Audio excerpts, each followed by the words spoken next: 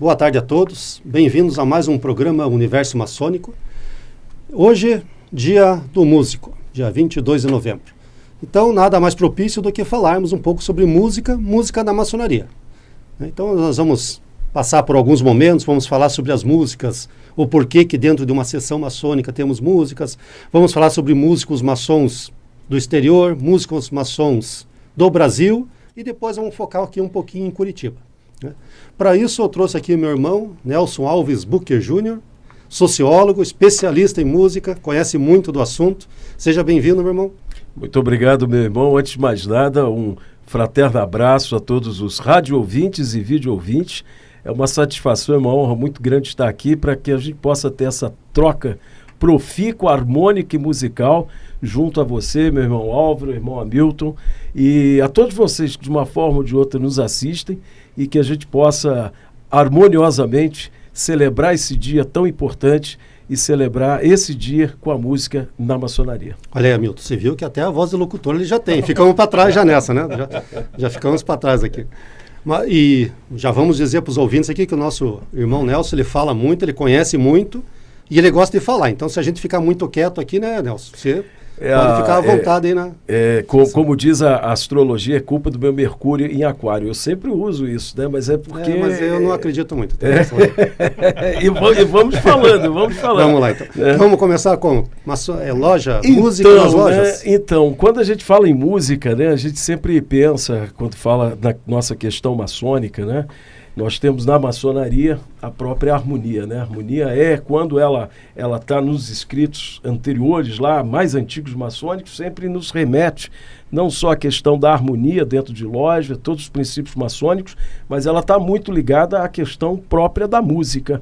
E se a gente for pensar, lá dos antigos gregos, a gente já tem a música das esferas, né? A música, os sons, né? Que o universo tem sons. Quando a gente busca lá, é o som dos planetas, o som do espaço. Então a música nos permeia, que também é matemática, que também é geometria. Para Pitágoras, tudo era números e números era música. Justamente. Quando a gente vê aquele filme lá, Contatos Imediatos, né? A gente tem ali a música, né? Que também aquilo é uma matemática, que aquilo também está dentro de uma geometria, e isso também nos remete à maçonaria.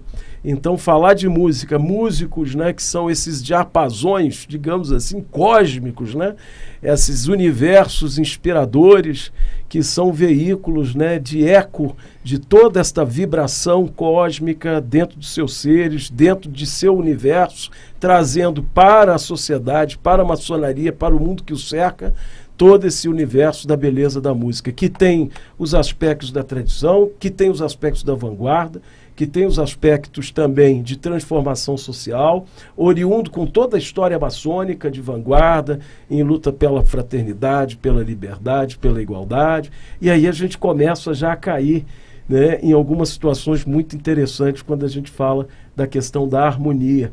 Muitas lojas, inclusive comentando com o irmão Hamilton, né, muitas lojas, nosso grande historiador maçom, dentre outros temas, nós temos em Paris, se não me engano, em 1780, uma loja que teve um dos maiores orquestras de concertos da época, feito por irmãos, pela loja. Tinha uma prática muito interessante, que o músico, geralmente em loja, ele era isento, né, das taxas, porque, como até o irmão Hamilton estava dizendo, isso era feito dentro da própria loja, né, ao vivo, né, antes da invenção do gramofone, no final aí do século XIX, nós temos então essa relação dos músicos. E eles, assim, eles só tinham como contrapartida, né, como obrigação, estar ali nas sessões em loja, contribuindo para a harmonia musical, mas não poderia ser cedido para as outras lojas gratuitamente, né? De forma... Porque, assim, tinha lojas que tinham muitos músicos, outras lojas que não tinham condições de terem muitos músicos. Então, aí, o músico maçom para uma loja...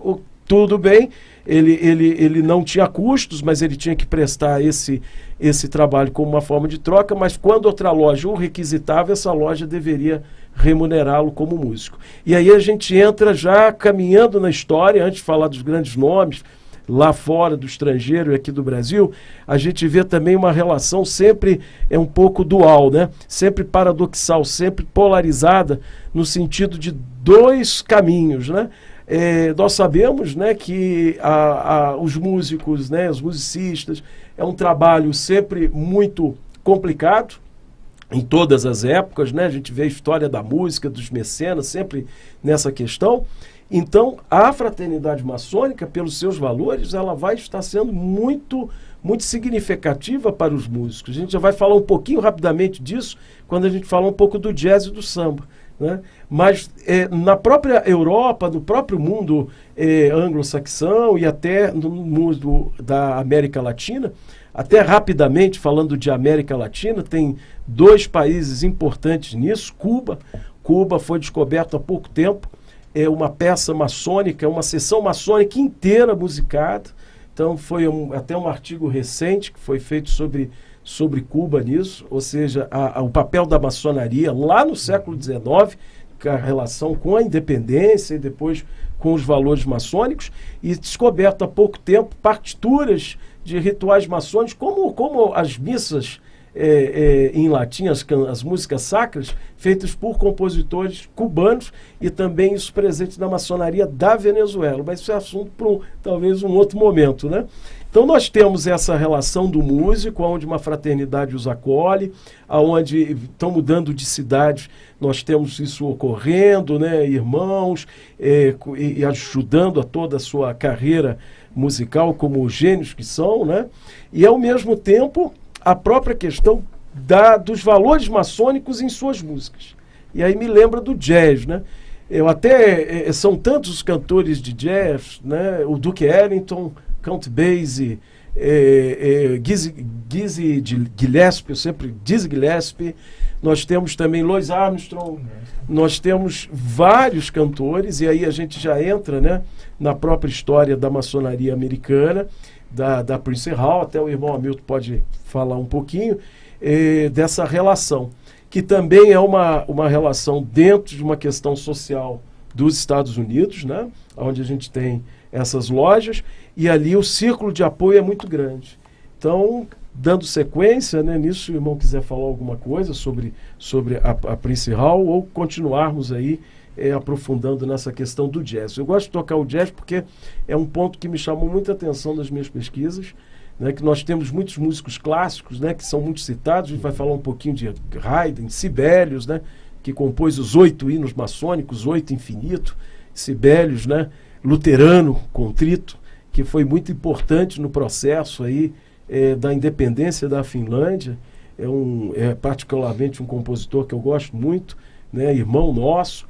Então, quando a gente vai buscando esses elementos, a gente vê o entrelaçamento dos valores maçônicos, a ajuda mútua e, ao mesmo tempo, como que toda a imensidão presente na simbologia e nos mistérios maçônicos podem estar inspirando esses músicos. Um deles, de jazz, me lembrei agora, é o Sun Ra. Se os irmãos ou quem está nos assistindo tiver curiosidade, um músico extraordinário, performista incrível, e ele, inclusive, ele se apresenta com roupas egípcias, né? E várias questões assim. Também irmão nosso da Prince Hall, e inspira nas suas músicas os valores da liberdade, da igualdade, da fraternidade que permeiam a nossa ordem maçônica. E nisso também, né, me lembra muito, falando da questão egípcia, né, falar um pouquinho rapidamente, então, de Mozart. Me interrompam, por favor, que eu começo a falar, eu não paro. Só um minuto. Diga, isso. Só um minuto. Irmão Nelson, só para contextualizar, a questão da maçonaria americana, o tripé da maçonaria americana anglo-saxônica é diferente do nosso no Brasil. Isso. Então, a deles o que é? Alívio, verdade e amor fraternal. Ele não é fraternidade, igualdade e liberdade. Então, ele acaba conceituando essa questão de ajuda fraternal mais clara do que para nós aqui. Por isso que a maçonaria americana e anglo-saxônica, ela é um pouco diferente da nossa, porque fica mais claro esse tripé. O nosso, ele fica um negócio meio vago. Que é né? Herança continental. Até o símbolo, um dos símbolos da Desculpa, maçonaria... mas... Não, inclusive um dos símbolos da maçonaria americana é uma colmeia. Sim. É uma colmeia. A união, né? Isso. A colônia, né? Fazer junto, né? Isso. A maçonaria, ela é coletiva. É ela não coletiva. é individual, né? Ela Justamente. não funciona individual. Justamente. Desculpa, meu irmão. E Continuamos. somos assim, não, isso é ótimo. E aí da Prince Hall, já que a gente está nos Estados Unidos, Sim. né? Que são... Lojas de negros, né? Isso mesmo. Foi uma... Se não me engano, foi o Prince Hall, né? Que Fundou? que é recusado, acho que uma loja de Massachusetts. Sim. E aí a grande loja da Inglaterra, né, patenteia que ele cria essa loja e logo isso vai Se eu não me engano, expandir tem muito. mais de 20 lojas ou 30 lojas nos Estados É Unidos. imenso. Foi tido até pouco tempo como a maior organização afro-americana em atividade no mundo. Malcolm X fez parte. Malcolm né, X era maçom, né? Maçom, o Luther King. Martin Luther King. Martin Luther King. E esses músicos extraordinários, né? Louis Armstrong e tantos outros que fizeram parte dessa riqueza. E aí tem aquela expressão, né, do ordo ab caos, né? A ordem no caos. E o que é o jazz, né? O jazz é justamente essa ordem no caos. Então a gente vê que não é apenas a presença de músicos numa instituição que tem os elementos da fraternidade, eu vou estar ali porque aquilo vai me ajudar. Não, ali é muito mais profundo que isso. Quando a gente vê os músicos ali de jazz, naquelas vanguardas, né? E quando saíam lá de todos os seus trabalhos, tocavam naqueles cafés e de forma muito, né, dessa coisa bizarra que era o racismo, e depois que eles terminavam os seus shows, eles se encontravam em cafés ali de Nova Orleans, né? E ali eles criavam aquelas músicas, eles criavam aqueles ritmos. Não sou especialista em jazz, mas a gente vê que aquele caos ele tem uma ordem e ele passa mensagens. Então a gente vê esses elementos. Só explicar, né, para o nosso público que nem todos são maçons, que Ordo ab Caos é um lema da maçonaria escocesa que quer dizer isso, do caos surgiu a ordem. Justamente. E se você pensar nisso, já que você falou em física mais cedo ali, desde o Big Bang, né? Havia um caos lá, explodiu e trouxe a ordem, trouxe a criação. Trouxe a criação, né? Então é um dos lemas da maçonaria escocesa. Falar sobre maçonaria egípcia, que você estava falando, eu te interrompi. Isso. Que é muito interessante. Não, era só esse ponto mesmo do Sun Ra, mas a questão egípcia, quando a gente pega... e aí indo um pouco para a Europa, né, como eu já falei, o próprio Mozart. Né? É isso, acabou de entrar uma pergunta aqui perguntando Isso. sobre o Mozart. Acho que o Mozart todo mundo sabe que é a flauta mágica. O Mozart, a flauta mágica 1791, o trabalho mais clássico, mais conhecido dele, foi um trabalho, inclusive, quando, se não me engano, o rei Leopoldo vai proibir as lojas. Proibiu as lojas. E aí ele é tido a ele para desenvolver algo, uma peça em relação a isso, e ela é riquíssima nisso, né? Então há artigos sobre isso, há livros, né? Inclusive há um irmão nosso, o irmão Franco, né? Da minha querida Liceu Paranaense, que ele é um dos especialistas nisso, deu palestras sobre isso, talvez uma pessoa um dia para vir falar só sobre Mozart. Mas ele tem várias outras peças, tem a Marcha Fúnebre, né? Que muitos acham que é fúnebre, mas, né, para quem é maçom, a gente entende que tem a ver ali com um determinado grau. Mas a flauta mágica é a mais conhecida e ela tem vários elementos, né?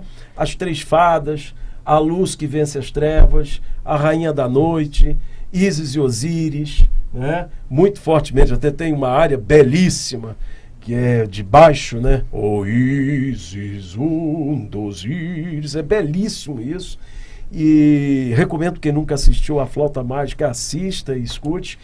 E esses elementos muito presentes ali, o 3, a jornada do herói, ela está toda ali na Flauta Mágica. E aí depois a gente vai falar de uma ópera aqui também, do nosso querido Strasser.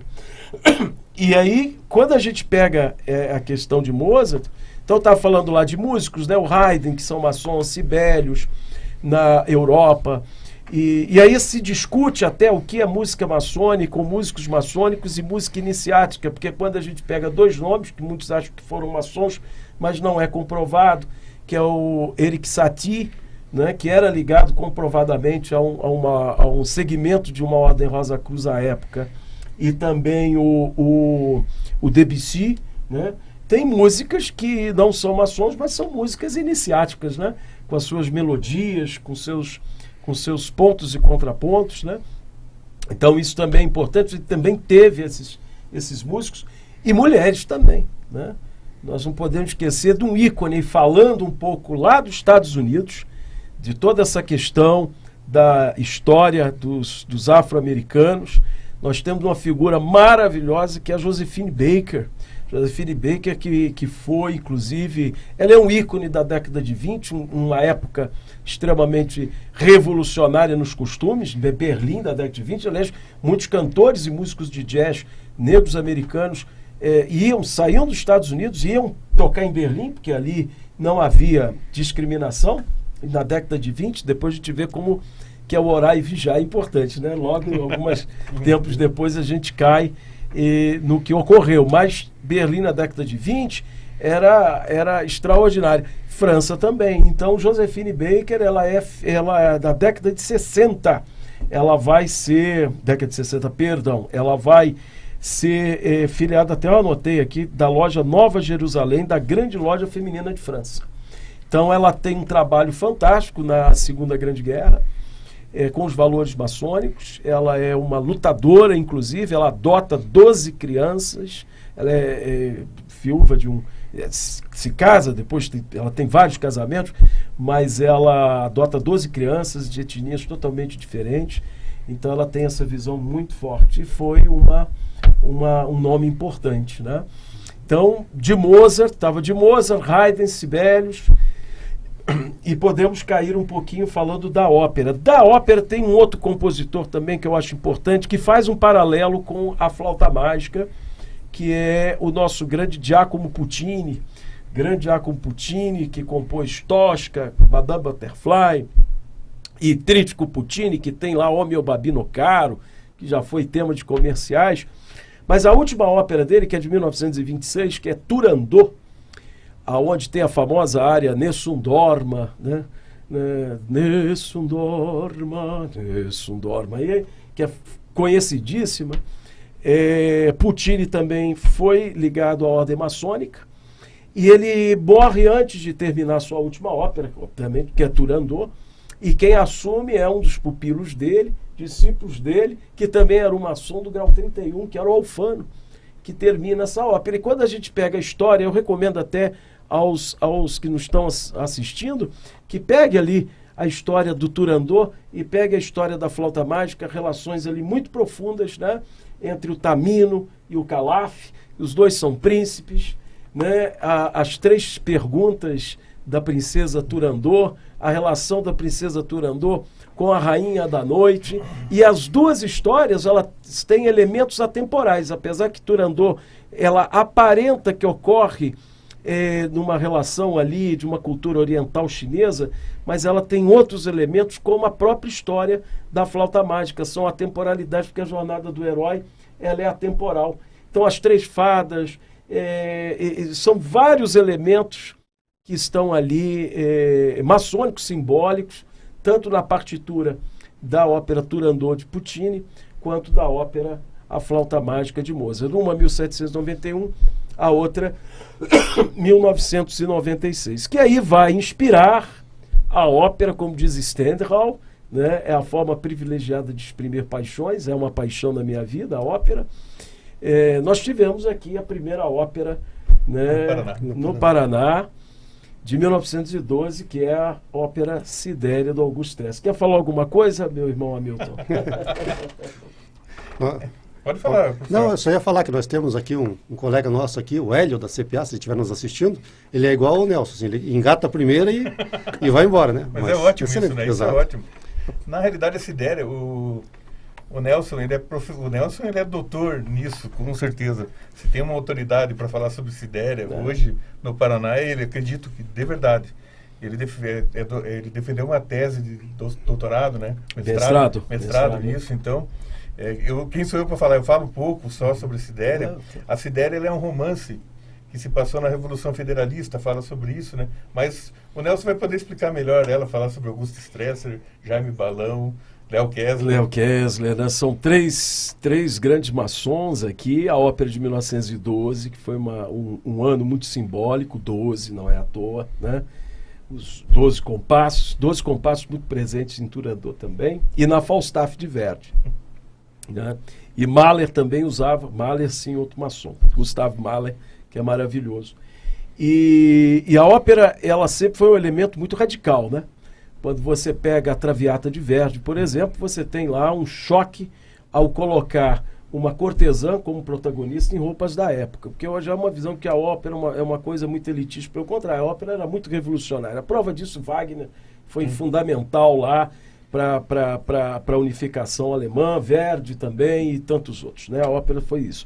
E aqui não deixou de ser diferente, né? A Pax Paranaensis, né? Vamos pacificar a revolta federalista, faz com que surja ali, em 1912, a Ópera Sidéria, que aí inicialmente era de 2 graus, mas 2 não dá, foram 3 graus, né? São 3 graus, e quem tiver acesso ao libreto, o libreto é público hoje, né? Os irmãos podem dar uma lida, vão ver ali os elementos, inclusive tem ali eu não posso contar, mas eu vou contar, né? A morte, né? No 3º grau ali, e onde surge uma... É belíssimo. Quem é maçom vai encontrar ali os elementos nesses 3 atos da Ópera Sidéria. Ela foi importante porque em 12 é a pedra de fundação da Universidade Federal do Paraná, cuja maioria, né, dos irmãos, né, da época participaram, né, as lodges, aí, o irmão Hamilton é doutor, pós-doutor e mestre de coração de toda essa história maçônica, mas a Sidéria entra justamente nesse contexto de construção de uma pacificação e de um olhar à frente. Inclusive no próprio libreto ali de Sidéria já tem os elementos da araucária, já tem os elementos que vai estar presente alguns anos depois no que conhecemos como paranismo. Já está ali antes, né? E então August Stresser, né, uma homenagem aí póstuma ao nosso querido August Stresser. Morreu novo. Morreu novo. De febre da gripe espanhola, morreu com 41 anos, né? 41 gripe anos. espanhola. Foi um grande maçom, um grande homem. Foi um dos arquitetos também da Universidade Federal, do que viria a acontecer. Essa questão da Sidéria é muito importante. Eu acho que o Léo Kessler, o Jaime Balão não, mas o Léo Kessler, ele é um pouco conhecido pela importância dele, né, Nelson? Na própria música, um violinista, inclusive a parte orquestral da Ópera Sidéria foi feita por ele, né? O Balão escreve, o Stresser pensa na musicalidade, nas harmonias, e o Léo... E olha a grandeza, né? Que é aquela lição maçônica, né? Como se fosse a rosácea medieval, né? São vários cacos de vidro de vários tamanhos e várias cores, e essa é a grandeza deles para se formar a imagem. O nosso querido Stresser, um músico excelente, mas o Kessler tinha uma formação de maestro europeia, né? E ele diz assim: não, Léo, você vai fazer a orquestração, eu confio em você, fantástico, né? Eu não chego até aqui. E o Léo, não, você é maravilhoso e lindo nessas melodias. E os dois, Jaime, você é um poeta. Você faz. Então, isso, os três, né, em 3 atos, nos legaram essa pérola, né, de Curitiba para o mundo, que é a Ópera Sidéria, né, que é fruto de um processo muito, muito fantástico. Bom, a gente podia falar um pouquinho, então, sobre no Brasil, né? A gente saiu do mundo... Viemos aqui para nossa cidade. No Brasil. Mas aqui nós temos audiência aqui no Brasil inteiro. Só destacando, ó, não é só ópera e jazz, não. A gente tem lá o The Who, o John Edstyle, né, que é de uma loja de Massachusetts, né, o The Who, Phil Collins, do Genesis, né, Simple Mind, o Mel Gaynor e o Derek Forbes, de 2 lojas em Glasgow, na Escócia, né, o Marshall Goodman do Sublime, né? Isso tudo no nosso tempo aí mesmo. Temos aqui também do Blink, né? E temos, tem que falar, né, ali o Louis Armstrong, esse que eu já falei, o grande Nat King Cole, sou fã do Nat King Cole, a partir de 1965, né? E o hip hop com a Apatia, né? Faz parte de uma loja em Connecticut, né? Então, só para dizer que os músicos maçons, eles vão passando de Josephine Baker, grande atriz maravilhosa, né, até o hip hop, né? Isso é a maçonaria. De músicos brasileiros, meu irmão, Hamilton, irmão, eu acho, nós temos, o irmão Hamilton é prova disso, né? As 2 obras dele são fundamentais porque trazer essa história da maçonaria. Então, o que eu quero dizer é que, às vezes, lá fora, as coisas são muito mais preservadas e documentadas do que aqui, né? Então, nós temos de músicos maçons, por exemplo, o grande, né, Lamartine Babo, né? Grande Lamartine. Tem uma canção bonita dele, gravada por Carlos Galhardo, Eu Sonhei Que Tu Estavas Tão Linda. Né? Quem tem mais de 85 anos aí nos assistindo vai lembrar da mãe ouvindo no rádio quando pequeno, né? Então, o grande Lamartine Babo, das marchinhas de carnaval. Eu tinha até anotado o nome da loja da qual ele fez parte, né? E o nosso querido Pixinguinha, né? Se alguém quiser, o irmão Hamilton, comentar, o Pixinguinha. É interessante isso, porque a gente tem ali, aí tem que entrar na história do samba, talvez para um outro momento, com pandeiro, né, e um violão, mas a gente vê essa relação ali muito, quando a gente pensa no jazz americano, né, nesses improvisos e nessa riqueza que há na musicalidade do jazz, que reflete essa pluralidade maçônica, a gente vê isso muito também no samba, na música brasileira dos anos 20, dos anos 30, da qual a gente tem aí vários músicos, e eu ressaltando aqui esses dois, que é o próprio Lamartine e o Pixinguinha. Pixinguinha, inclusive, dos 8 Batutas, né? Pixinguinha, inclusive, recuperado depois, tem um disco belíssimo do Discos Marcos Pereira, né? Uma grande gravadora de discos. Só finalizando aqui essa relação da música brasileira regional, que aí a gente vem para outro grande maçom, que muitos irmãos conhecem, da Cássia Amarela, que é o nosso querido Luiz Gonzaga. Luiz Gonzaga. O rei do Baião. O rei do Baião. Trazendo essa riqueza. Acho que era da loja Paranaguá 1, alguma coisa assim, o Luiz Gonzaga. Um grande músico nosso, também maçom. Orgulhoso, né? Ia nos desfiles da cidade, vestido com avental. Ele era um cara, ele andava na rua, era um maçom daqueles que não ficava dentro da loja, ele ia pra rua. Ao contrário do Pixinguinha, que se esconde, não é que se escondeu, né? Que guardou a identidade dele, talvez por algum motivo. A gente não entende por que. Dizem talvez, os biógrafos que ele é como o Verdi, né? Ele era extremamente reservado na sua vida privada. Hoje, certamente, não teria rede social, não teria nada, nem talvez internet, WhatsApp, Facebook, nada. Então, foi achado uma carteira dele, ele foi filiado à Comércio e Arte, grande loja, né? Primaz, né? Uma das primaz. Da Comércio e Arte, e amigo de Donga, amigo de Zé Espinguela, que foi um dos grandes, o primeiro grande músico ali, jornalista, muito forte da religiosidade brasileira e afro-brasileira. E essa gente transitava junto ali com o Villa-Lobos, que não é comprovado ser irmão nosso, e não podemos esquecer aqui de 2 nomes, né? Que é o nosso querido Carlos Gomes, do Guarani, né? Tunico de Campinas, todo mundo que ouve a rádio A Voz do Brasil lá,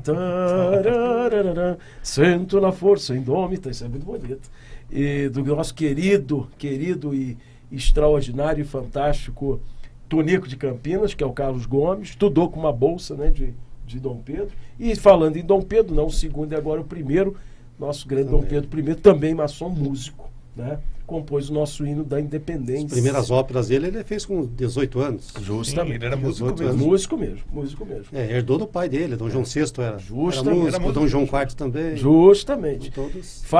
Foi oferecido conforme o Calmon, mas a gente já pode fazer só sobre Dom Pedro I aqui, né? Das 4 coroas. Então a gente tem os vultos. Eu estava lendo de outro maçom. O Zé Rodrigues. Não vamos esquecer o Zé Rodrigues, né? Justamente. Não só pela música, mas pelos livros dele. A trilogia do tempo, né? Muito estudo, bom a história. Né? Ele era um estudioso, né? Para quem quiser saber um pouco mais sobre a maçonaria e que não é maçom, leia a trilogia do tempo. Pode comprar os livros sem medo, né? Pode comprar sem medo. É maravilhoso, né? Maravilhoso. O primeiro ele fala sobre a construção do primeiro templo de Salomão. O segundo, se não me engano, é a destruição. Isso. Né? E o terceiro? É sobre a maçonaria mais vamos dizer assim, pró-moderna, né? Uma maçonaria mais moderna. Mas os livros do Zé Rodrigues são muito bons, todos eles. E o caráter dele, né? Ele tem na internet uma fala dele, numa loja sobre a nossa ordem, assim, de uma grandeza moral e ética extraordinária. E o Zé Rodrigues aí eu recomendo para o irmão, eu tenho vários discos dele, né? Inclusive 2 músicas que eu gosto muito, que é uma dele lá que é o do Jonas na Baleia, né? Jonas na Baleia. Isso. Óbvia também uma outra dele lá que Sou latino-americano, né? E nunca me engano, né? Maravilhosa, uma crítica social, e não é uma crítica social, não. Aquilo ali é dizendo, nós temos a nossa cultura. A nossa cultura não precisa ser a mesma cultura europeia, não precisa ser a mesma cultura indonésia. Nós temos a nossa cultura, não deveríamos nos envergonhar disso.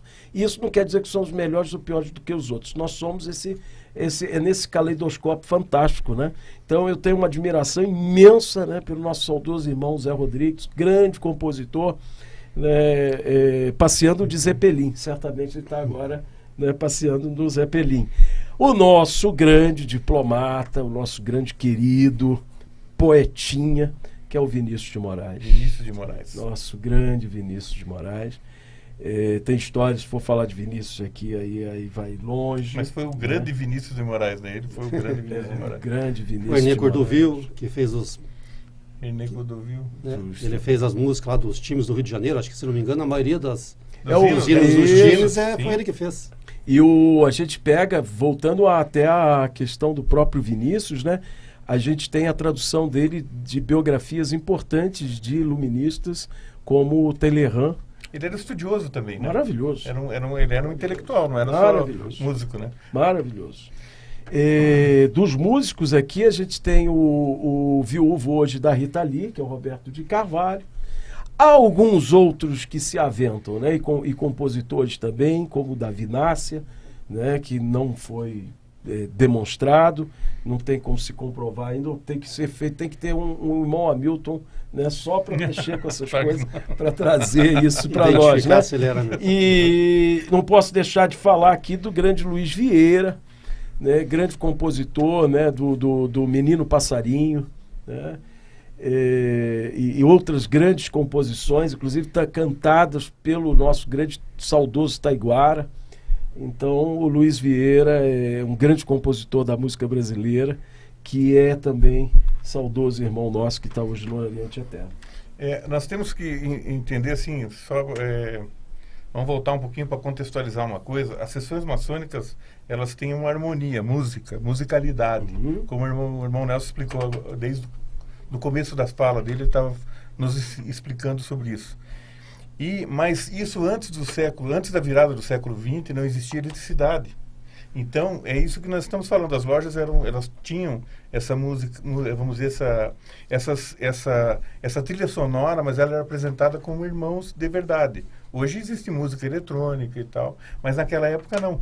Então as lojas tinham, que é isso que o irmão Nelson falou, eles tinham irmãos que se apresentavam e as lojas até alugavam irmãos para as outras lojas para poder... fazer uma renda extra. Isso, fazer uma renda extra. Até para o próprio irmão, né? Sim, e devia ser muito especial, porque quem se apresentava era esse tipo de pessoa que nós estamos falando aqui. Então você imagina a qualidade de como eram as apresentações, né? Dentro das lojas. E até eu separei aqui, até em nosso rádio ouvinte, ou vídeo ouvinte, né?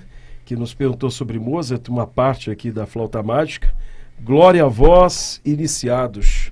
Os raios do sol repelem a noite, aniquilando o poder dos demônios. Glória a vós, iniciados, vós conquistastes a noite. Nós vos rendemos graças, Osíris e Íris. E Ísis, a força triunfou e coroou a beleza e a sabedoria por toda a eternidade. Então, eu não sei quantas horas mais nós temos aqui, acho que já passou. O regulamentar já passou. Do horário. Mas o Nelson podia falar um pouquinho sobre o colecionismo de discos dele. Né? Obrigado. O que você acha? Pode ser. Eu gosto. A pessoa que ama música tem que falar, né? Eu gosto. É uma paixão, né? Música é uma paixão, né? Eu já me ousei cantar ópera é uma paixão que eu tenho. E os meus discos, os meus LPs, né? Então, até quem depois tem lá no Instagram, né, que é o Brasil de Som Vinil, que é onde eu estou comentando alguns discos importantes da nossa música brasileira, comentando não só, ou músicas, discos importantes que fizeram o som do Brasil, né? Então ali tem uma mulher importante, curitibana, que é a Estelinha Egg, casada com Lindolfo Gaia, que foi professor de Tom Jobim, amigo de Vinícius. Então tem muita coisa bonita aqui na nossa cidade e eu tento fazer esse resgate. E ouço disco todo dia, né? E bom que minha mulher também gosta, senão estava complicado. Tá igual o Gremlin, né? Se multiplicam. E você aceita doações de vinil, então? Também. E principalmente os discos 78 rotações, né? Esses tempos eu fui a Santos buscar esses, são discos que eles quebram muito fácil, né? E às vezes ali a gente tem o Hamilton, que é historiador, sabe disso, a nossa memória musical ali, que é importante. Então é uma grande paixão, um grande... E agora com esse espaço, né, que eu estou tentando entrar nessas redes sociais para poder incentivar outras pessoas, emocionar outras pessoas de 6 a 60, 70, 80 anos, na questão da música brasileira, na história da nossa preservação fonográfica, os discos em mono, os discos em alta fidelidade, a Odeon, Rosenbilt, a Xerxia Vitor, a história dos nossos discos da Copacabana, depois veio o estéreo, mas é diferente da sonoridade, esses cantores fantásticos, essas coisas às vezes que estão esquecidas, Trio Rubi, Ted Moreno, Pachequinho, tantas coisas. Hoje teve inclusive, só para fechar, o Moacir Franco, né, 87 anos, fazendo um show aqui, e o primeiro disco dele teve Severino Araújo, que inclusive se comenta, eu lembro a época que um grande amigo saudoso, Sebastião Guarino, me dizia que ele era irmão, inclusive foi assistir a Orquestra Tabajara, mas não se confirma. Quer dizer, em 1962, o primeiro disco do Moacir Franco, né, que eu tenho, que é belíssimo. Então, tentar recuperar essa musicalidade brasileira, que é tão rica e tão fantástica, e que a gente inspire as atuais e as novas gerações. Muito bem, você vê como é bonito a pessoa que ama o negócio falar, né? Quando a pessoa ama, gosta de paixão, é assim, né? Eu gosto, parabéns. É uma paixão. E deixo, então, aqui os meus agradecimentos, né? E espero que tenha inspirado, né, a todos que nos escutam, a todos que estão, no caso, nos assistindo, né? Aqui esses lampejos e essas sementes desses nomes, desses compositores, dessas relações, possam inspirá-los agora a navegar mais, seja na literatura, procurar ler, a procurar ouvir, porque a música é a nossa sinfonia da eternidade, né? E isso é que é importante. Eu tive, só para rapidinho, queria fazer um comentário só. O Nelson falou um negócio importante sobre essa semente, né, de lançamento de semente. E eu tive, faz uns dias atrás, eu tive na festa do Rocio, lá em Paranaguá, e tinha uma exposição de numística, que é notas antigas, né? Notas antigas. E tinha um senhor lá que as criancinhas chegavam nas bancas com os pais e tinha um maço de dinheiro antigo em cima da mesa, mas um maço enorme. E ele chegava para a criança e dizia assim, olha, pegue 5 notas aí que você quiser. Daí a criança pegava aquele dinheiro super empolgada e tal, né? E punha aquilo no bolso. Mas eu entendi aquilo que ele estava fazendo. Ele estava plantando, na realidade, né? Ele estava, talvez, dentro daquelas crianças ali, pegando o gostinho da coisa, né? De cada uma, que é isso que é o nosso trabalho, né, Nelson? Eu também digo na história isso, o professor Álvaro com certeza também. A ideia nossa é uma pessoa que ouça e que se interesse, já valeu a pena tudo isso daqui que a gente fez, né? A história da criancinha jogando as estrelas do mar de volta para o mar. Isso, e alguém passa e fala assim, você sabe quantas estrelas do mar estão aqui morrendo? Não importa. Faz diferença para o mundo? Para o mundo, não sei, mas para essa mim, que eu salvei, essa faz. que eu salvei fez, né? Exatamente. E por último, só dizendo, procure, depois até falei com o irmão Álvaro aqui, existe a Aliança de Música Maçônica, uma aliança de uma plataforma global, né, para maçons, promovendo não só a parte da herança histórica de músicos e músicas e composições de irmãos maçons. Então eles trabalham com análise, fazem simpósios, né, e juntam essas histórias. Eu conheci justamente essa aliança quando eu estava fazendo a minha pesquisa, que caiu lá a questão da música maçônica em Cuba. E então é um trabalho já dessa plataforma da Aliança de Música Maçônica. Então acho que música, músicos, maçonaria, está tudo junto. Tudo a ver. Isso, com alma e coração, né? Podemos aproveitar e fazer a propaganda, já que hoje é dia do músico, estamos falando sobre música. O GOB do Paraná está com um projeto do Coral do Uberaba. Então, nós estamos lá arrecadando fundos via imposto de renda, para quem quiser doar os fundos, e vamos construir uma salinha à parte, comprar instrumentos, vai ser pago lá um maestro para ensinar as crianças ali do entorno a cantar. Então, esse é um projeto que está sendo feito hoje pelo GOB do Paraná, para incentivar as crianças do entorno. Que maravilha, meus parabéns. Parabéns, nosso GOB. Isso aí. No mais, obrigado, Hamilton. Obrigado, Nelson, pela Fico feliz, aula. Parabéns à nossa Rádio Uninter, Nelson. a todos os irmãos. E muita luz, muita música e muita harmonia. Isso aí. Um abraço a todos.